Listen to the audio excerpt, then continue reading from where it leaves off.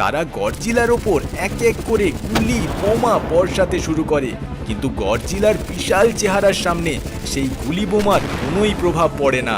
উল্টে সেই গডজিলাই হেলিকপ্টারগুলোর ওপর হামলে পড়ে এবং তাদের এক একটাকে মেরে ফাটিয়ে দিতে থাকে। অবশেষে পুলিশ সেই গডজিলাকে আটকাতে কিংকংকে ডাকার পরিকল্পনা করে, কেননা বহু বছর আগে একবার ওই কিংকংই শহরের মানুষদের এক ভয়ঙ্কর হিংস্র ডাইনোসরের হাত থেকে বাঁচিয়েছিল। তাই পুলিশ ও বিজ্ঞানীরা ওই কিংকংয়ের সাহায্য নিতে এক বিশাল জাহাজে করে কিংকংয়ের দ্বীপে উপস্থিত হয়।